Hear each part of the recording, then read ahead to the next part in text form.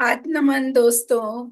आप सभी का दिल से हार्दिक हार्दिक स्वागत और हार्दिक हार्दिक अभिनंदन श्री भगवती क्लासेस में। तो दोस्तों, जैसा कि हमारा स्वाध्याय चल रहा है, ध्यान करने से होगा क्या। तो आज हम 7वां टॉपिक लेने जा रहे हैं, तुम्हारी हिम्मत कैसे हुई मुझे हाथ लगाने की। तो दोस्तों, जैसा हमने पीछे जाना कि उन्होंने कल की वार्तालाप में जो भी हमें बताया अपने शब्दों में, कि सपने या कोई दिव्य संदेश, किस तरीके से उन्होंने वार्ता की इस बारे में। तो आज हम जानते हैं कि आगे जो काजल तेहरी मैम है, जो रश्मि के रूप में यहाँ पर किरदार निभाने के लिए आई हैं, तो जानते हैं कि वो इसमें क्या साझा करना चाहती हैं। तो दोस्तों, ज्यादा देर ना करते हुए हम चलते हैं। आशु, मैंने मना किया था ना। नहीं जाना मतलब नहीं जाना। शायद उनका बेटा उनसे कहीं जाने के लिए जिद करता है, तो उसके बारे में दोनों में बात होती है। और रश्मि गुस्से से तमतमा रही थी। आशु जैसे जैसे बड़ा होता जा रहा था, उसकी बदतमीजियां बढ़ती ही जा रही थी। रश्मि सब्र साधने की बहुत कोशिश कर रही थी, पर आज उसका आपा खो ही गया था। आशु ने पूरी रात दोस्तों के साथ रहने का प्रोग्राम बना लिया था। बस फिर क्या था, हो गई दोनों में तकरार। मम्मी, तो आशु कहते हैं अपनी माँ से, मम्मी आप ये ध्यान व्यान करना छोड़ दो। ये सब सिर्फ एक ड्रामा है आपका। आप बिल्कुल वैसे के वैसे ही हो, 1% भी नहीं बदले आप। मैं तो अपने फ्रेंड्स के साथ जाऊंगा, आप जो मर्जी कहो। ऐसा वो अपनी माँ से बोलते हैं। रश्मि का तो जैसे पारा चढ़ ही गया था। वैसे तो बहुत संयम के साथ बोलती थी और प्रतिक्रिया तो अब बिल्कुल भी नहीं देती थी, पर आज तो पानी सर से ऊपर ही हो गया था। किसी तरह से उसने अपनी मुट्ठियां बांधी। कुछ भी हो, उसका हाथ नहीं उठना चाहिए था। आशु अब रश्मि के ही जितना लंबा हो गया था। कद काठी में रश्मि से कुछ बड़ा ही हो गया था। आशु, मुझे परेशान करने की जरूरत नहीं है, मैं पापा से बोल दूंगी। रश्मि ने ऊंची आवाज में आशु से कहा। आज तो बिल्कुल बराबर की टक्कर हो रही थी। आशु ने भी मानो कसम ही उठा ली थी कि वह रश्मि की एक ना चलने देगा। बगावत की आंधियां पूरे जोर शोर से चल रही थी। रश्मि को अपना सिंहासन डोलता हुआ नजर आने लगा था। सुनील से तो क्या ही शिकायत करती, वह पीछे खड़े हुए सारे तमाशा देख रहे थे।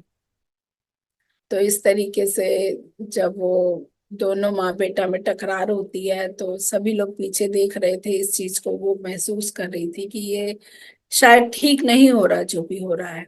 सुनील का स्वभाव बहुत शांत, बहुत ठहरा हुआ था। वह बहुत संयमी पुरुष थे। उन्होंने बीच में दखल अंदाजी करना ठीक नहीं समझा। आशु और रश्मि एक दूसरे पर जोर जोर से चिल्लाने लगे, और जो रश्मि नहीं चाहती थी वही हुआ। उसका हाथ उठ गया। आशु रोने लगा। एकाएक सुनील न जाने कहां से बीच में आ गए। उन्होंने रश्मि को जोर से झकझोर दिया। उन्हें ये एहसास ही नहीं हुआ कि रश्मि को धक्का लग गया था। रश्मि के ऊपर तो जैसे बिजली टूट पड़ी थी। सोचने लगी कि सुनील की इतनी हिम्मत। इससे पहले की हालात और खराब होते, रश्मि तो जैसे, रश्मि को क्या लगा, मतलब वो सब आपा खो बैठी थी और खराब हो, भाई हालत और खराब ना हो, इसलिए रश्मि घर से बाहर चली गई। चोट और दर्द तो वह फिर से सहन कर लेती, पर अपमान का घूंट उसके गले से नीचे नहीं उतर रहा था। एक माँ की गरिमा को उस दिन चोट पहुंची थी, पर गरिमा में बर्ताव तो उसका भी नहीं था। उस दिन उस दिन अमुगन तो जैसे क्या कहते हैं, घायल रश्मि को एक विकराल रूप धारण कर लेना चाहिए था, पर फिलहाल उसने कुछ देर पार्क में जा बैठने का निर्णय लिया। रात काफी हो चुकी थी और जाती भी तो जाती कहाँ। पार्क में कोई भी नहीं था। रश्मि नहीं चाहती थी कि कोई उसके आंसुओं से सना चेहरा देखे। मन में लाखों सवाल उठ रहे थे, लेकिन सबसे पहले तो उसने अपमानित महसूस किया था। कैसे लगता होगा उन बच्चों को जिनके परिवारों में पिता उनकी माँ को उनकी आंखों के सामने पीटते होंगे। रश्मि को वह किस्सा याद आ गया, जब पड़ोसी के एक छोटे बच्चे को समझा रही थी कि बड़ों पर हाथ नहीं उठाना चाहिए। बेटा, आप क्यों भैया को मार रहे हो? भैया आपसे बड़े हैं ना। छोटे कोई बड़े को मारते हैं? उसने तो यूं ही समझाने के लिए पूछ डाला था, पर उस छोटे से मासूम बच्चे का जवाब सुन रश्मि के पैरों तले जमीन ही खिसक गई। बच्चा बोला, हाँ मारते हैं। मेरे पापा भी मेरी मम्मी को मारते हैं। और रश्मि की आंखें भर आई थी। उस क्षण उस छोटे से बच्चे ने अपने भोलेपन में अपनी माँ के दर्द और शोषण को बयान कर दिया था। बुरा बर्ताव तो रश्मि के साथ भी हुआ था। रश्मि जो अपने पति की ड्रीम गर्ल थी, आज सुनील ने उसी ड्रीम गर्ल को गलती से ही सही पर चोट तो पहुंचाई ही थी। क्यों पति पत्नी के रिश्ते में एक मालकियत की भावना आ जाती है? क्या हक है किसी को भी, और मतलब औरत पर हाथ उठाने का, या मानसिक रूप से किसी को परेशान करने का, दबाने का? संयम स्वयं के ऊपर इंसान की मालकियत नहीं हुई। अभी खुद को मतलब रश्मि इतना ज्यादा मतलब हो जाती है और परेशान हो जाती है कि वो कहती है कि उन घरों में क्या होता होगा जहां पर औरतों पर उत्पीड़न किया जाता है, कोई पति अपनी पत्नी पर हाथ उठाता है, तो वो बच्चे वहां पर क्या भावना रखते होंगे, क्या सोचते होंगे। मानसिक रूप से किसी को परेशान करने का, दबाने का स्वयं के ऊपर इंसान की मालकियत हुई नहीं। अभी खुद को जाना ही नहीं और चले हैं दूसरों पर अपना हक जमाने। किस हक से सुनील ने उसे झंझोड़ा था? किस हक से उसने आशु को चाटा मारा था? सवाल सवाल सवाल। इतने सवाल रश्मि को झकझोर कर रहे थे और वो सोच विचार में इतनी ज्यादा पड़ गई थी कि सवाल पर जवाब का तो कोई अता पता ही नहीं। आंखों से आंसू तो झरझर जैसे बहते ही जा रहे थे। रश्मि का मन विचारों का एक जाल बुन चुका था। पूरा का पूरा सीन उसके दिमाग में एक रील की तरह बार बार घूमे जा रहा था। मन और बुद्धि दोनों अलग दिशाओं में जा रहे थे। मन कह रहा था सुनील की हिम्मत कैसे हुई उसे हाथ लगाने की, और वहीं दूसरी ओर अंतर्बोध कह रहा था कि सुनील एक बहुत प्यारे इंसान है, जिन्होंने कभी कुछ गलत नहीं हुआ। रश्मि को तो दूर, उन्होंने कभी किसी जानवर पेड़ पौधे को भी चोट नहीं पहुंचाई थी। मन कह रहा था पूरी गलती सुनील की थी, और वहीं दूसरी ओर अंतर्बोध कह रहा था कि सुनील का ये बदला हुआ रूप कुछ पूर्व जन्मों का लेखा जोखा था। कश्मकश में अंतर्बोध का पलड़ा भारी होता जा रहा था। ध्यान साधना करके, स्वाध्याय करके, सज्जन संगति करके, होश पूर्वक जीना शुरू करके रश्मि ने बड़ी लगन से अपनी प्रज्ञा का विकास किया था। रश्मि चाह कर भी सुनील को दोष नहीं दे पा रही थी। कुछ भी तो अकारण नहीं होता। रात और काली होती जा रही थी, पर रश्मि के मन में कोई दीपक प्रज्वलित हो चुका था। एक स्वीकार भाव, समर्पण का एक बोध उसके मन में जन्म ले चुका था। एक बहुत गहरा विश्वास, एक अंतर्बोध कि ये कहानी पिछले जन्मों से चली आ रही थी। जो उसने किया था वह उसी का फल भोग रही थी। रश्मि का फोन लगातार बजता जा रहा था। सुनील उसे लगातार मैसेज किए जा रहे थे। आई एम सॉरी रश्मि, मुझे न जाने के मालूम नहीं क्या हो गया था। प्लीज वापस आ जाओ। रश्मि का मन तो नहीं था, पर अब रात बहुत हो चुकी थी। लौट के बुद्धू, या शायद बुद्धू घर को आए। स्वीकार, समर्पण कितने महान गुण हैं। आप चाह के भी किसी को दोषी नहीं ठहरा सकते। आप उस सर्वशक्तिमान के चरणों में पूर्ण रूप से समर्पण कर देते हैं। अच्छा बुरा जैसा, सब तेरा। न जन्म मेरे हाथ, न मृत्यु मेरे हाथ, न एक भी श्वास मेरे हाथ। फिर किस बात का अहंकार, किस बात की शिकायत। रश्मि ने मन ही मन पथरी सर को नमन किया। वे महान गुरु, जो स्वयं को गुरु तक नहीं कहते थे, वे महान गुरु जो सेवा करने में सर्वोपरि थे। एक ऐसे गुरु जो सभी को कहते थे कि आप सब भगवान हैं। आप नहीं जानते, पर मैं जानता हूं। उसी गुरु ने उन्हें ये फॉर्मूला दिया था। ध्यान, शाकाहार, स्वाध्याय, सज्जन संगति, कोई भी रास्ता नहीं छोड़ा था सर ने कहीं भागने का। बहुत शैतान गुरु थे, वापसी का कोई मार्ग ही नहीं छोड़ते थे।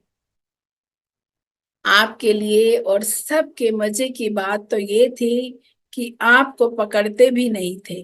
खैर, रश्मि ने घर का दरवाजा धीरे से खोला और की तो जैसे सुनील की तो जैसे सांसें अटकी हुई थी। सुनील का बस चलता तो रश्मि के पैर पकड़कर माफी मांग लेते, लेकिन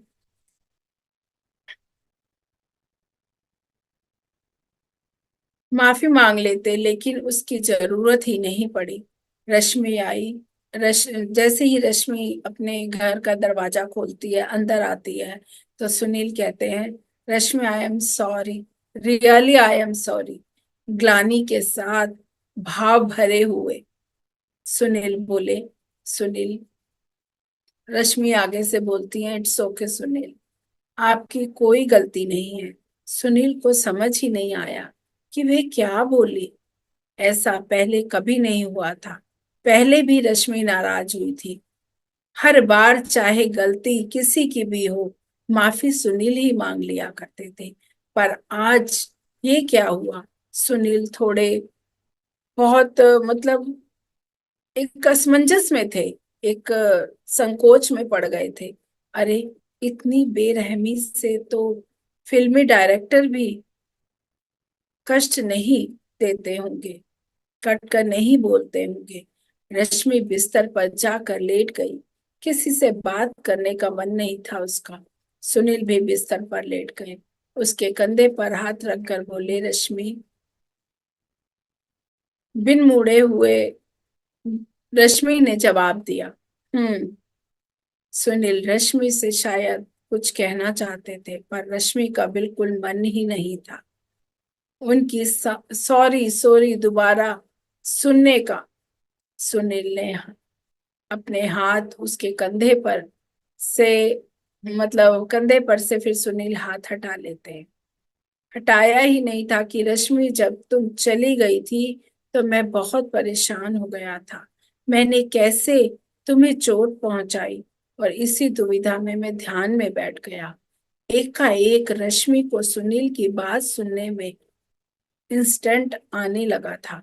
सुनील को शुरू से ही ध्यान में कुछ मतलब चीजें जिसे कहते हैं, कुछ अनुभव कहते हैं, कुछ विजन्स आते थे, विजन्स देखते थे उनको। रश्मि सुनना चाहती थी कि सुनील ने क्या देखा था। रश्मि, मैंने देखा कि तुम किसी पिछले जन्म में एक हट्टा कट्टा पुरुष था और मैं एक दुबली पतली सी लड़की था। तुमने मेरे मुंह पर कस के चाटा रसीद दिया था। रश्मि को शायद बहुत चक्का रह जाना चाहिए था। पर ऐसा नहीं हुआ था। रश्मि कहीं ना कहीं इस बात को फील कर रही थी कि सुनील का प्यार एक माँ के प्यार के जैसा था। वह स्त्री और पुरुष के सबसे खूबसूरत गुणों का अद्भुत संगम थे।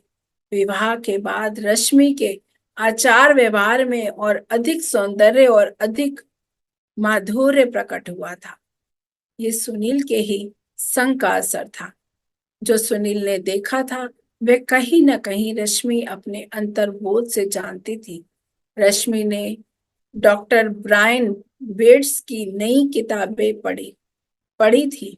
पूर्व जन्म में विशेषज्ञ डॉक्टर बेट्स के काम का यही सार था कि एक आत्मा कभी भी स्त्री और कभी पुरुष का शरीर चुनती है। जो पाठ का पढ़ना चाहती है उसी के अनुसार वह देश काल शरीर चुनती है। रश्मि सुनील से माफी मांगना चाहती थी, सभी से माफी मांगना चाहती थी जिनका भी दिल उसने कभी ना कभी अनेक जन्मों के मतलब कभी ना कभी जैसे दुखाया था, वे सबसे माफी मांगना चाहती थी। अनेक जन्मों की इस लंबी श्रृंखला से दुखाया गया आत्मा कई जन्म लेती है। कभी स्त्री, कभी पुरुष, कभी अमीर, कभी गरीब, कभी राजा तो कभी रंक। इन जन्मों में उसने कितने ही लोगों के साथ गलत किया होगा, कितने लोगों ने उसे शारीरिक और मानसिक रूप से क्षति पहुंचाई होगी। यह बोध कितना अनमोल है, यह अंतर ज्ञान की ना जाने। मतलब वो बहुत कोशिश कर रही थी कि क्या है, वो सारी बुक्स उन्होंने पढ़ी हुई थी, तो उस बोध को जानना चाहती थी कि यह अंतर ज्ञान ही ना जाने हम क्या क्या करके आए हैं अपने पिछले जन्मों में। अंगुली माल से लेकर बुद्धत्व का सफर, आम्रपाली से लेकर देवी स्वरूपा होने का सफर, अनेक यात्राएं की है हम सब ने। कई लोग ऐसा सवाल पूछते हैं कि अगर किसी का जीवन साथी उसके साथ बुरा व्यवहार करे तो ध्यान मार्ग पर एक ही उत्तर है, श्रद्धा। सबर सबूरी श्रद्धा रखिए। कर्म कांड के अचल नियमों पर कभी कभी थोड़ा चुप रहकर अपने अंदर झांकने से हमें हमारे सवालों के उत्तर मिल जाते हैं। आप खुद को बदलना शुरू कीजिए। दिल से अपने साथी से मन ही मन माफी मांगिए। ये वह व्यंजन है जो आपने ही ऑर्डर किया था, पर आप भूल गए। कर्मों का लेखा जोखा सब हमारे आकाशिक रिकॉर्ड्स में दर्ज होता है। एक एक शब्द, हमारा एक एक विचार, हमारा एक एक कृत्य इन रिकॉर्ड्स में रहता है। अपनी सांसों के साथ जुड़िए, आपको जवाब मिलने शुरू हो जाएंगे। यकीन नहीं आता, अरे जो पकवान खाया ही नहीं उसका स्वाद कैसे बयान कर सकते हैं। पहले ट्राई कीजिए, फिर ही विश्वास करिए। ध्यान कीजिए, मार्ग दिखने लग जाएगा। तो दोस्तों, कहने का भाव यही है कि जो कुछ भी हमने पिछले जन्म में, किसी भी जन्म में कोई भी कर्म कांड किया है, वो लौट कर हमारे पास ही आता है, लौट कर हमारे पास ही आएगा। तो कुछ भी किया है, कहीं ना कहीं रश्मि इस चीज को महसूस कर रही थी, जान पा रही थी कि हाँ, कि हो ना हो ये मेरे किसी पिछले जन्म का ही है।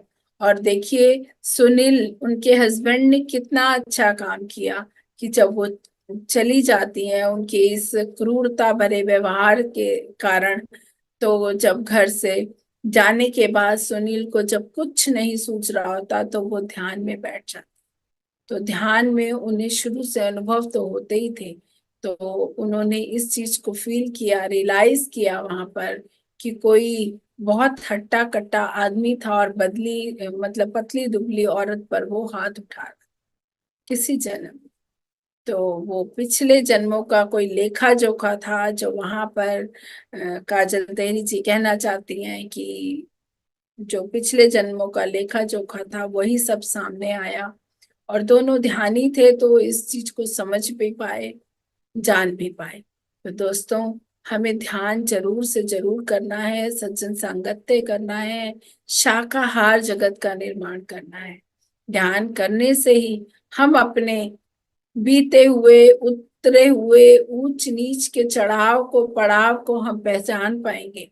और हमारे साथ जो कुछ भी घटित होता है, दोस्तों, हम बदल किसी को नहीं सकते, बदलना हमें स्वयं को है।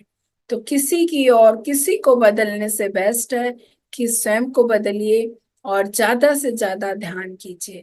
तो धन्यवाद दोस्तों। अगला हमारा है, बस पता है। तो जानेंगे काजल तहरी जी, रश्मि जी इस टॉपिक में हमें क्या कहना चाहती हैं, अपने शब्दों में वो क्या साझा करना चाहती है। तो आज की वाणी को दोस्तों हम यही विराम देते हैं और चलते हैं अपने ध्यान की तरफ। तो सभी लोग सुखासन में बैठ जाएं, आलती पालती लगा लें, कोमलता से इन प्यारी आंखों को बंद कर लें। पानी पीना चाहते हैं तो पानी पी लीजिए दोस्तों।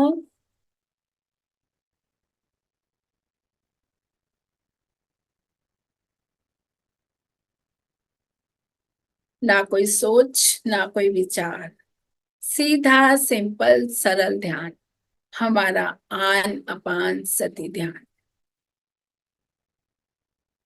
अपने ध्यान की गहराइयों में खोते हुए, अपने अंतर मन की शक्ति को जागृत करते हुए,